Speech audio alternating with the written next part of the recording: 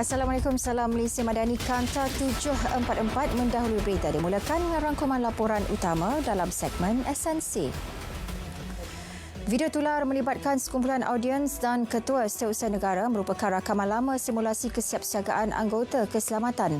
Sekiranya berdepan situasi serangan provokatif, JPA menyifatkan rakaman tersebut berniat memainkan sentimen negatif terhadap kerajaan sekaligus mencalarkan imej perkhidmatan awam. Dalam pada itu, Menteri Komunikasi Fahmi Fadil memaklumkan bahawa MC-MC sedang mengesan dan akan mengambil tindakan sewajarnya berkaitan isu tersebut. Lelaki warga Israel Avitan Shalom didakwa di Mahkamah Session Kuala Lumpur atas pertuduhan memiliki 6 senjata api dan 158 butir peluru. Tertuduh bagaimanapun mengaku tidak bersalah di hadapan Hakim Tasnim Abu Bakar. Pertuduhan mengikut Seksyen 7 Akta Senjata Api penalti lebih berat. Timbalan Pendakwa Raya Muhammad Mustafa P. Kunyalam tidak menawarkan sebarang jaminan kerana kesalahan itu tidak boleh dijamin. Mahkamah menetapkan 21 Mei untuk sebutan semula kes. Hari keempat UP Selamat ke-22, jumlah kematian akibat kemalangan maut mencatatkan penurunan dengan 16 kematian dicatatkan di seluruh negara semalam. Jumlah itu lebih rendah berbanding 35 kematian direkodkan kemarin. Sementara itu, jumlah kemalangan jalan raya yang direkodkan juga menurun satu angka kepada 1,288 kes. Pihak polis menjangkakan trafik akan kembali sesak esok apabila orang ramai mula pulang ke kediaman masing-masing. Penderitaan yang dialami umat Islam di Palestin akibat kekejaman tentera rejim Zionis turut mendapat perhatian dan simpati Sultan Kedah Al-Aminul Karim Sultan Salehuddin. Bagi dia, turut berharap umat Islam di Palestin mendapat keadilan dan kebebasan yang diperjuangkan selama ini. Bagi dia juga menyeru seluruh rakyat agar sentiasa mensyukuri nikmat dapat hidup di Malaysia dalam keadaan aman dan harmoni. Kegiatan pengedaran dadah jenis minuman yang disyaki bercampur dengan bahan dadah berbahaya tumpas. Jabatan Siasatan Jenayah Narkotik JSJN Kontingen Pahang berkata serbuan di dua lokasi berbeza sekitar Kuantan itu berjaya menahan seorang lelaki Cina berumur 42 tahun. Hasil serbuan, pihak polis berjaya merampas 50 cawan dan 75 kotak jus minuman pelbagai perisa disyaki campuran dadah berbahaya bernilai RM35,300. Seorang individu berusia 57 tahun direman 6 hari hingga 15 April bagi membantu siasatan berhubung kematian isterinya yang ditemukan dengan kesan kecederaan. Ketua Polis Daerah Kulim, Superintenden Muhammad Azizul Muhammad Khairi memaklumkan mangsa meninggal dunia dipercayai akibat keganasan rumah tangga Selasa lalu. Siasatan awal mendapati wanita berkenaan dihantar ke Hospital Kulim selepas didakwa jatuh dalam bilik air. Kes disiasat mengikut Seksyen 302 Kanun Keseksaan. Seorang lelaki sanggup melarikan diri daripada ditahan polis selepas memandu kereta tamat cukai jalan serta tidak memiliki lesen memandu semalam. Menurut Ketua Polis Daerah Tanah Merah, polis terpaksa mengejar kenderaan terbabit hampir 2 km sebelum berjaya menahan suspek berusia 35 tahun di Kampung Kusial Baru. Hasil pemeriksaan mendapati dalam but kereta mempunyai satu kotak mengandungi mercun pelbagai jenis. Suspek ditahan untuk tindakan lanjut. Seorang anggota polis ditahan bagi membantu siasatan berhubung kes kemalangan maut seorang penunggang motosikal di Jalan Gangsa, Kesang, Durian Tunggal Rabu lepas. Ketua Polis Melaka Datuk Zainul Samah mengesahkan penahanan anggota berpangkat korporal berusia 37 tahun dari Balai Polis Durian Tunggal itu. Sehingga kini polis telah menerima 6 laporan berkaitan kemalangan tersebut selain 3 rakaman percakapan melibatkan saksi dan ahli keluarga mangsa. Seorang pesara polis berusia 53 tahun dari Sarawak ditemui meninggal dunia di pantai berdekatan Kompleks Sukan Laut Labuan. Mangsa dikenali sebagai Abang Syuhada Abang Abdul Adi ditemui hanya memakai seluar panjang pada sekitar pukul 7 pagi oleh orang awam. Siasatan awal mendapati tiada kecederaan fizikal dikesan pada tubuh badan mangsa. Mayat mangsa dihantar ke hospital untuk bedah siasat dan kes diklasifikasikan sebagai mati mengejut.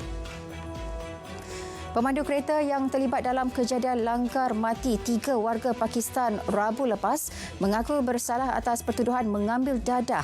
Tertuduh didakwa mengikut Seksyen 15-1-A Akta Dadah Berbahaya ADB 1952 Pindaan 2003 dan dibaca bersama Seksyen 38B-1 Akta sama. Magistrate menetapkan jaminan RM3,000 dengan 2 penjamin selain tertuduh perlu melapor diri di Balai Polis berdekatan setiap 2 minggu sekali. 5 Jun depan ditetapkan untuk sebutan semula kes dan serahan laporan patologi.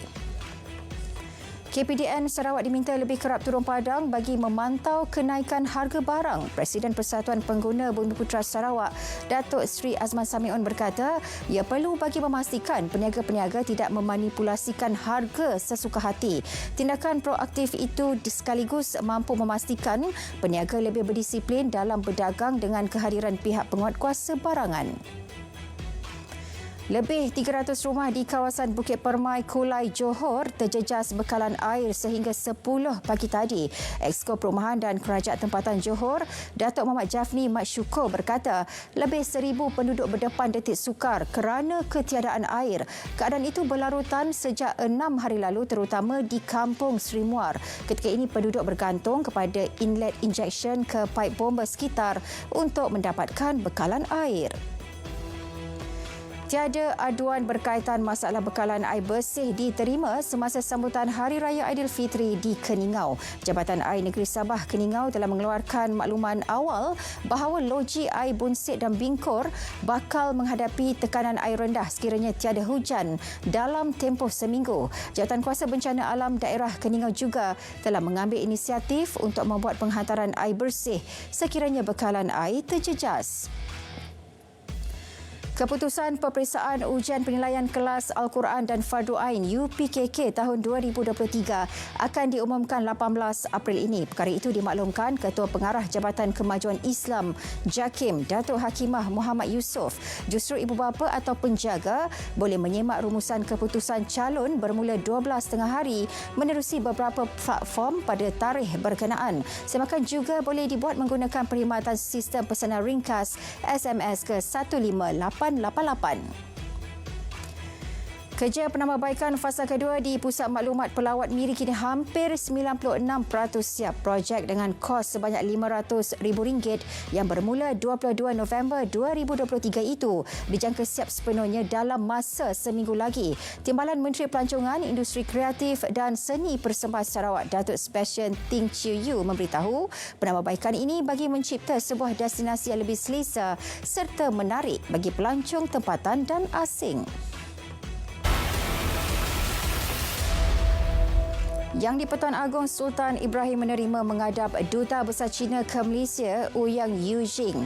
Pertemuan itu bagi membincangkan hubungan dua hala serta isu semasa berkaitan kedua-dua negara. Dalam sesi menghadap itu, Seri Paduka Baginda turut berkenan memberikan pandangan mengenai hala tuju hubungan diplomatik Malaysia-China dan keperluan untuk mengenal pasti peluang kerjasama yang lebih luas. Sultan Ibrahim berharap Malaysia menggunakan keupayaan uniknya untuk memanfaatkan dan meningkatkan jumlah dagangan.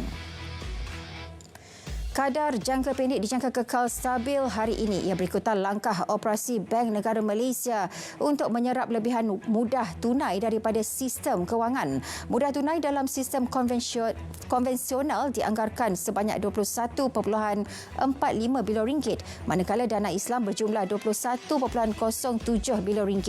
Hari ini Bank Pusat melaksanakan 2 tender pasaran wang konvensional bernilai RM300 juta bagi 7 hari dan 14 hari. Usaha meningkatkan keselamatan pelanggan berdepan risiko penipuan kewangan. Sejak Julai tahun lalu, industri perbankan telah melaksanakan 5 langkah utama untuk membendung penipuan. Ini termasuk menggantikan kata laluan satu kali OTP, perkhidmatan pesanan ringkas SMS dengan kaedah pengesahan yang lebih selamat.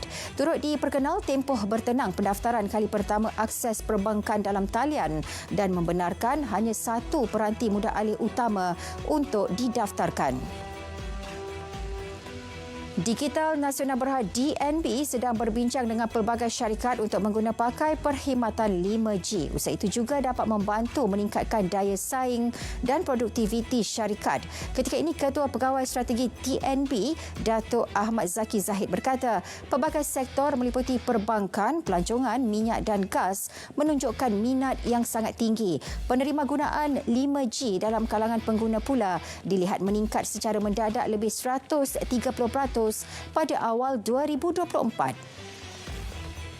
Penerima gunaan kenderaan elektrik EV di ASEAN dijangka terus meningkat. Ini didorong sokongan kawal selia pelancaran model baharu keluaran China pada harga lebih rendah. Selain peningkatan jumlah pengeluaran automotif dan permintaan ketara di rantau itu. Melalui nota penyelidikan, Maybank Investment Bank Berhad memaklumkan 6 pasaran melaporkan lonjakan sehingga 4 kali bagi jualan kereta elektrik. Kuala Lumpur berada pada kedudukan ke-73 bandaraya terpintar di dunia tahun ini. Lonjakan 16 anak tangga berbanding kedudukan ke-89 tahun lalu. Antara kayu ukur termasuk kemudahan pembelian tiket dalam talian dan kebolehcapaian penyenaraian pekerjaan dalam talian yang memudahkan pencari kerja. Laporan turut memuji struktur kesihatan dan keselamatan di ibu kota. 142 bandaraya dinilai menerusi Indeks Bandar Pintar SCI 2024 dikeluarkan IMD. Kata sepakat gagal dicapai anggota Majlis Keselamatan PBB berhubung permohonan Palestin untuk menjadi anggota penuh PBB.